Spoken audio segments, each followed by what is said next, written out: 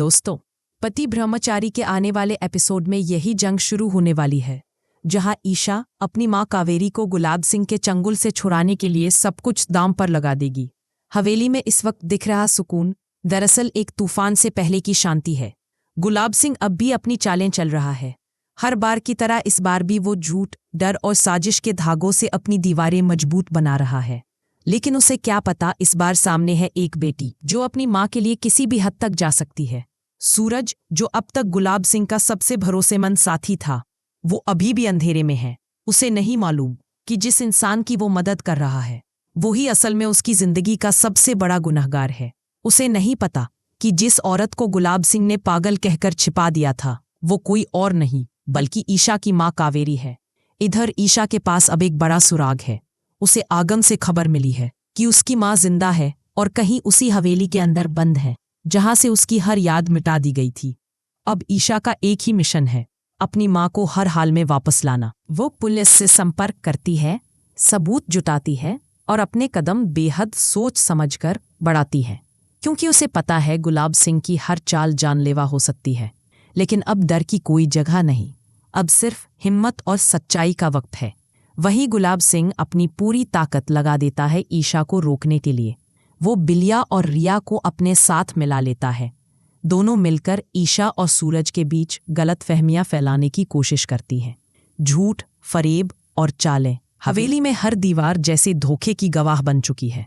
बिलिया रिया से कहती है, अगर ईशा को अपनी मां मिल गई तो गुलाब सिंह का राज खत्म हो जाएगा। रिया जवाब देती है, तो हमें ऐसा होने नहीं देना है, चाहे इसके लिए सूरज और ईशा को अलग ही क्यों न करना पड़े। लेकिन दोस्तों, सच्चे रिश्ते कभी किसी साजिश के आगे नहीं झुकते। ईशा और सूरज के बीच की डोर अब भी मजबूत है। भले ही सूरज को सच्चाई की भनक ना हो, उसका दिल अब भी ईशा की सच्चाई पर भरोसा करता है। धीरे धीरे सूरज को भी महसूस होने लगता है कि कुछ तो गलत है। वो गुलाब सिंह की बातों पर शक करने लगता है। एक रात जब वो तहखाने की तरफ जाता है, उसे वहां कुछ ऐसी चीजें मिलती हैं जो उसकी सोच बदल देती है। एक पुरानी तस्वीर, कुछ फटे कपड़े और एक लटकती हुई टूटी जंजीर। उसे एहसास होता है ईशा सही थी।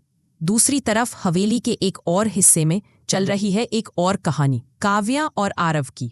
दोनों का रिश्ता अब खटास में है। दादी के ताने, घर के झगड़े और झूठे आरोप, सबने इस रिश्ते की नींव को हिला दिया है। आरव अब भी काव्या पर भरोसा करता है, लेकिन हालात ऐसे बन गए हैं कि प्यार अब लड़ाई में बदल रहा है। फिर भी ईशा और सूरज ये ठान लेते हैं, हम न सिर्फ अपनी मां को ढूंढेंगे बल्कि इस घर में बिखरे रिश्तों भी जोड़ेंगे। ईशा अब कदम दर कदम सच्चाई के करीब पहुंच रही है। पुलिस की मदद से उसे वो जगह मिलती है जहां कावेरी को बंद रखा गया है।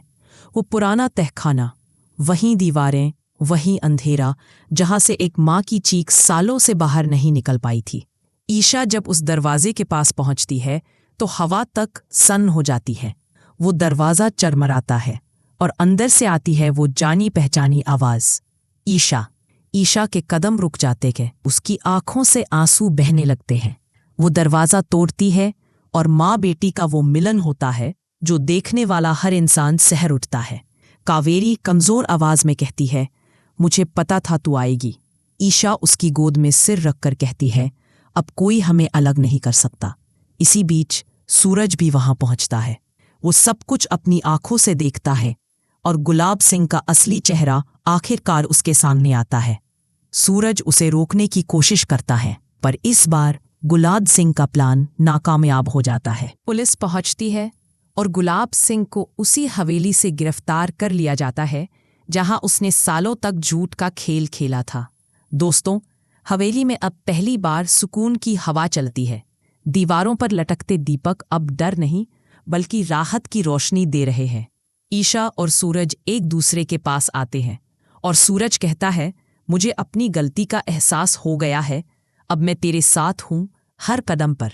कावेरी मुस्कुराती है और कहती है, अब इस घर में सिर्फ प्यार रहेगा, नफरत नहीं। कहानी अब एक नए मोड़ पर पहुंच चुकी है, जहां झूठ की जगह सच ने ले ली है और डर की जगह उम्मीद ने। लेकिन सवाल अभी बाकी है, क्या गुलाब सिंह जेल से बाहर आकर फिर कोई चाल चलेगा, या इस बार सच्चाई का सूरज हमेशा के लिए चमकेगा? अपनी राय हमें कमेंट करके ज़रूर बताइए। क्या आपको लगता है कि ईशा और सूरज का यह साथ अब कभी नहीं टूटेगा?